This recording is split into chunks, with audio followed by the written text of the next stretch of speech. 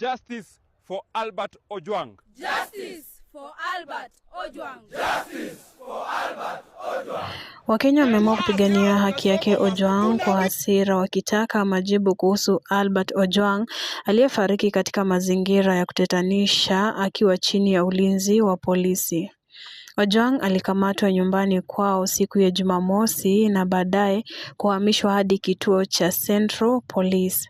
Kufika Jumapili, ripoti ilitolewa na hospitali ya Mbagathi kuwa Ojwang amefariki, na ripoti ya polisi inadai alipata majeraha mabaya baada ya kugonga kichwa mara kwa mara kwenye ukuta, na maelezo ambayo yamezuia hasira kubwa ya umma.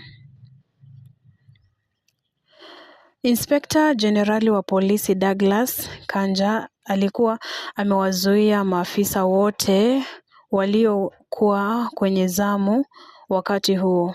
Mamlaka ya IPOA imeanzisha uchunguzi rasmi, huku wapelelezi ambao tayari wameanza kupeleleza eneo la tukio, huku taifa likidai majibu yao.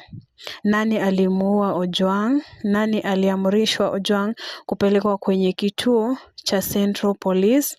Nani mhusika mkuu wa mauaji? Hayo ndio maswali yanayohitaji majibu ya Wakenya.